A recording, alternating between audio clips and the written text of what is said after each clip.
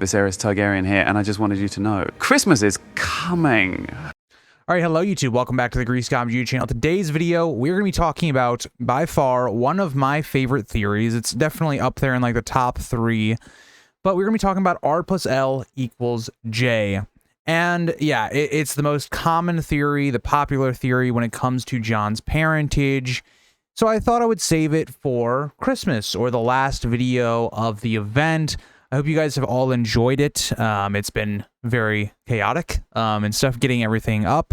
But I hope you guys all enjoyed. I hope you guys have a great Christmas and or whatever holiday you celebrate. Or just if you don't, I hope you have a great day. But we're going to be talking about R plus L.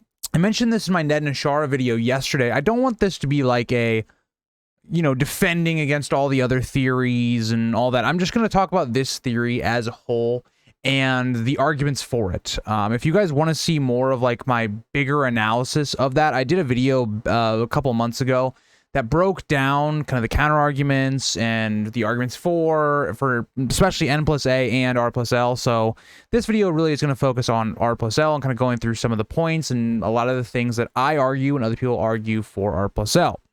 So I do want to start with something that is out of the books, like not part of the books. And again, I know it's something that I bring up a lot, but we have to, I think, talk about it because I think it is something important to understand.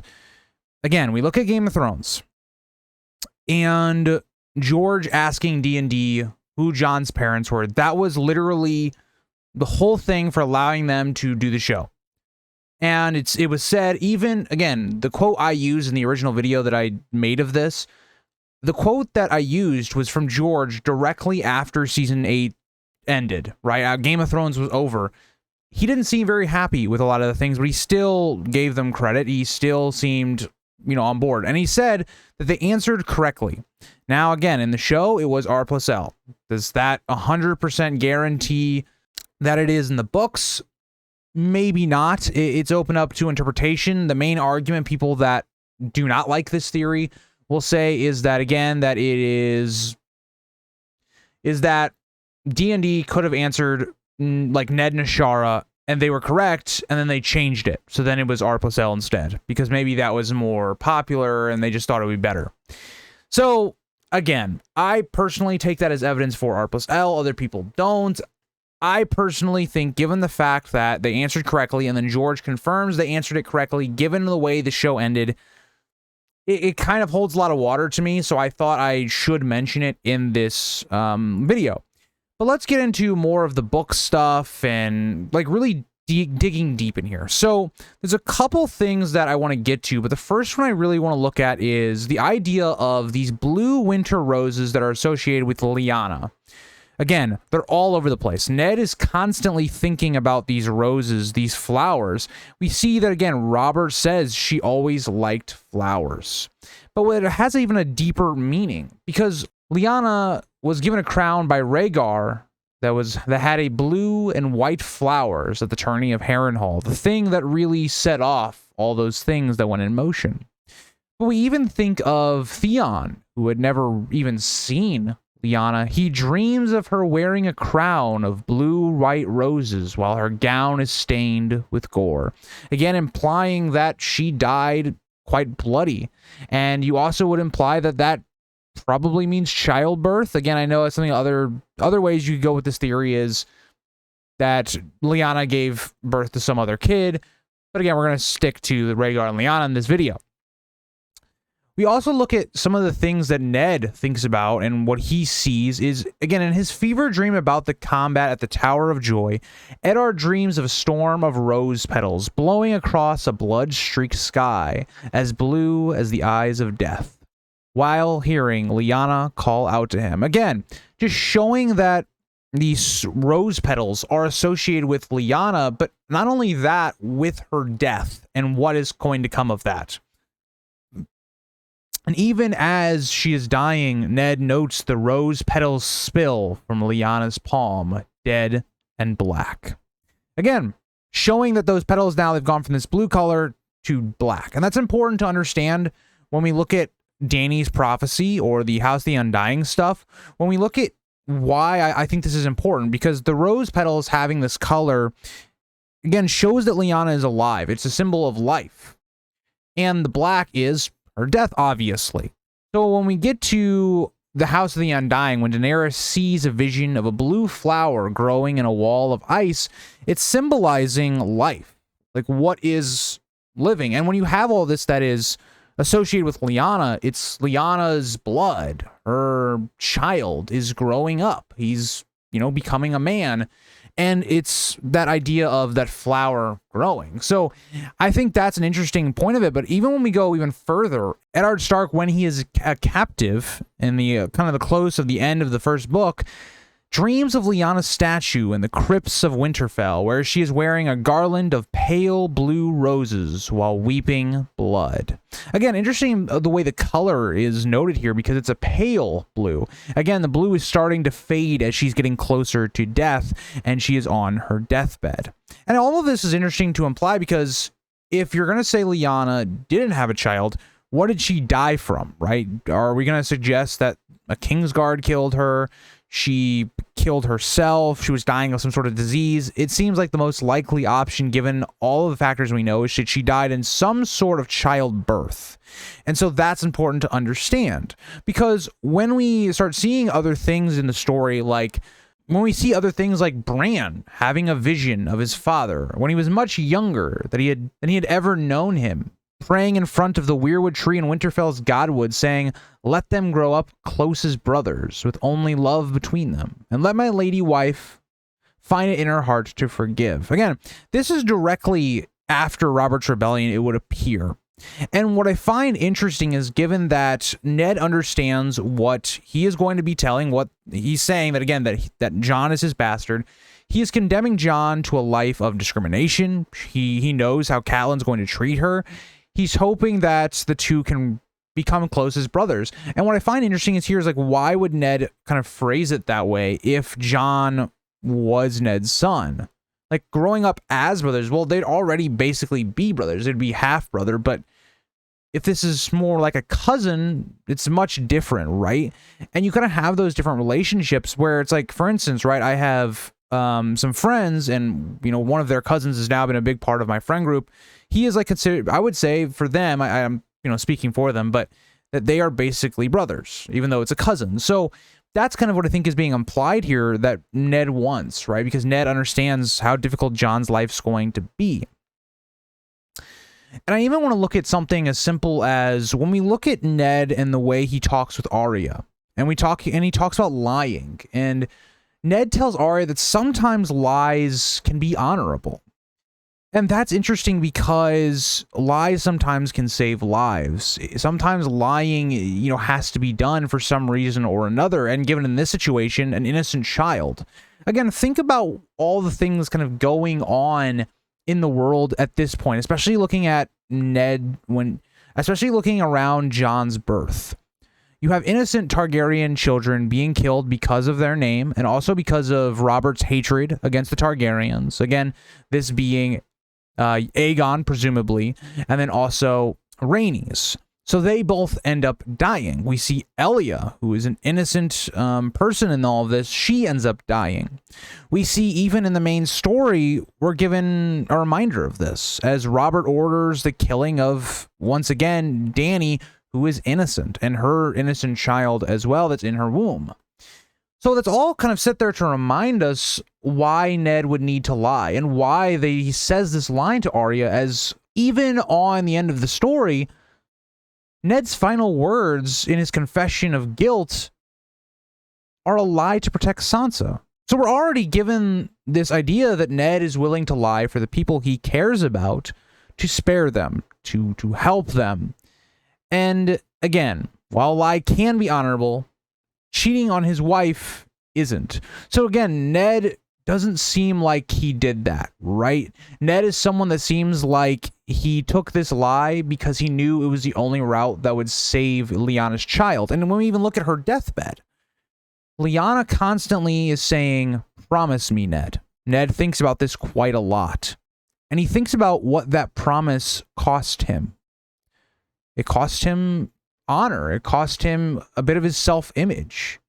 It's on a minor scale compared to, say, a character like Jaime, but think about what Jaime's act did. He killed the Mad King Aerys that saved lives, but he was looked at as an oathbreaker, as a slayer of kings. His whole persona and reputation was destroyed. Think about how the Blackfish treats him in Feast for Crows.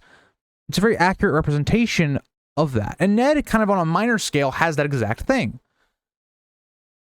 Think about the quote that I used Ned and Ashara yesterday on the idea that rumors were going about that Ned had slept with Ashara or some other woman and had this child. It's very dishonorable for Ned. It's painting this not great picture of him, a side that Starks usually do not show. And so all of that, I think, is very valuable and important to understanding this. But even if we look at chapter 45 of A Game of Thrones, Ned thinks about his children. He thinks about Robb and Sansa and Arya and Bran and Rickon, but he explicitly excludes Jon from this list. And that's interesting because I think Ned does think of Jon like a kid, but even in his own mind, maybe he just forgets that. He understands that Jon's not actually his son. It's his nephew. And so that's an interesting point as well that I think we don't talk about nearly enough on that idea of how Ned excludes Jon from that list. But a really nice tie-in, I think, for Rhaegar and Lyanna, when we talk about all these flowers and all of that, is an accurate representation, a mirror of what we see in the story of Bael the Bard and the Winter Rose, in which a Stark daughter is stolen from the family only to give the house a son by her lover. Does that sound kind of familiar to you guys? Even the name, the Winter Rose, sounds quite similar to Lyanna Stark's flower that's associated with her. If we even dive deeper into that, Stark daughter stolen from the family. That's what everybody believes happens with Lyanna. Rhaegar stole her and raped her and eventually killed her. But in reality, what ends up happening is Bael gives this Stark daughter a son. Very similar to the way this theory brings about Lyanna having Jon Snow, who is on the wall. So again, a lot of important information here to kind of look at. And even when we look at the wolves, right, getting all of the dire wolves in book 1 in the 2nd chapter, Jon gets his wolf separate from the others, kind of painting that, yes, he has Stark blood. So at least if we want to confirm that Jon is part Stark, there is that. Now, again, I think that's a point where it's a point of contention, right? You can really go with it in quite a number of different ways. I know Ned and Ashara fans will have their way of going about it. R+L fans will have their way of going about it. So it's, you know, a lot of the evidence, I think, for R+L and N+A, both sides use, right? Like when you argue these two cases, a lot of the same quotes get used.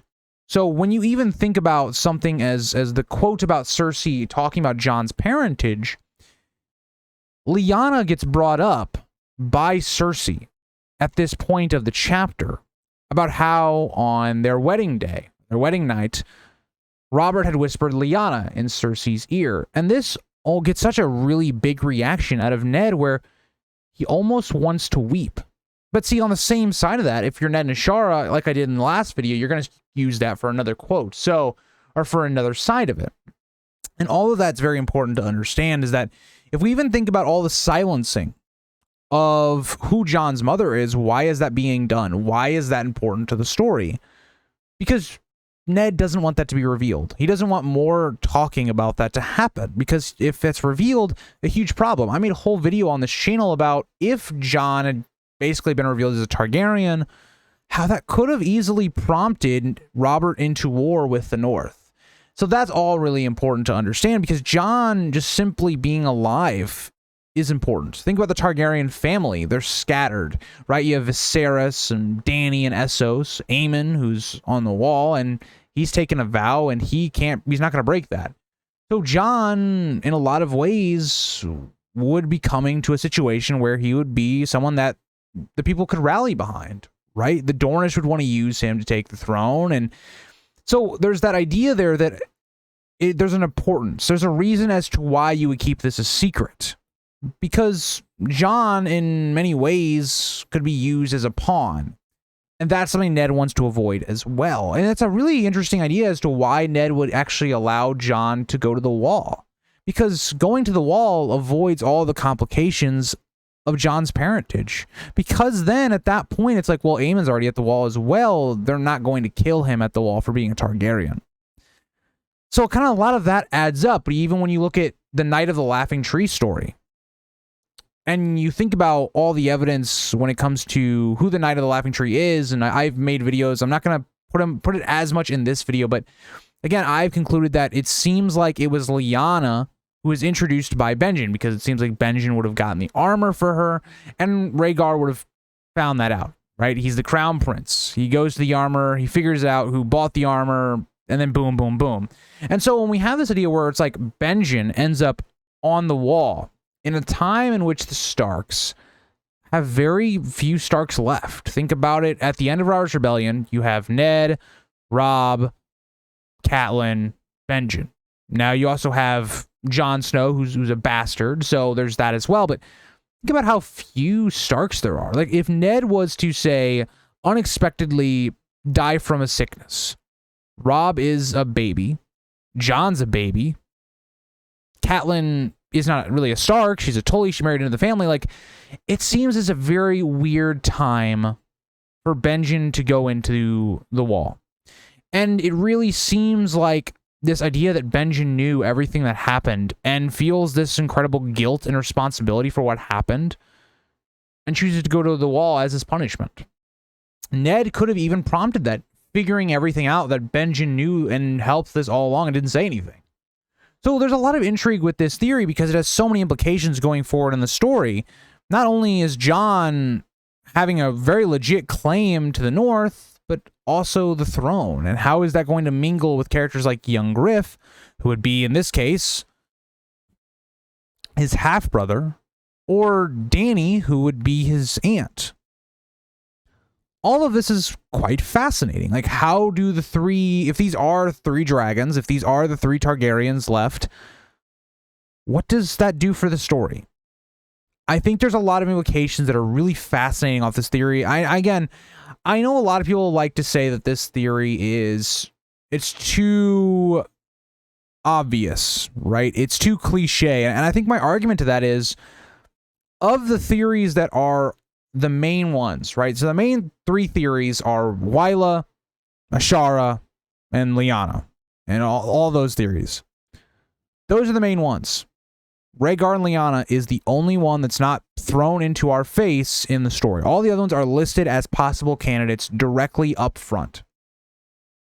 Wylla is the candidate that Ned shows to Robert, and Ned and Ashara is the one that's kind of gossiped about. Rhaegar and Lyanna is never even close to mentioned on being Jon's parents. So that's the way I would look at that. And I think on the cliche element of R+L, think about the other theories, unless it's Wylla, right? If you look at Ned and Ashara, the same thing really applies. It's really, okay, Jon is now the legit Stark for the North. And he's also going to probably get Dawn in that case and become Azor Ahai. That's kind of how that theory kind of works out. So I would push back on that. But that is kind of everything I want to talk about with R+L. If I missed anything, let me know down in the comments that you think is relevant to this whole idea. And I hope you guys all enjoyed this event. Again, I put a lot of work into it, and I'm glad that I did it for a year 2. I'm going to be interested to see what idea I come up for year 3, because I was thought about what I was going to do for this one for a while.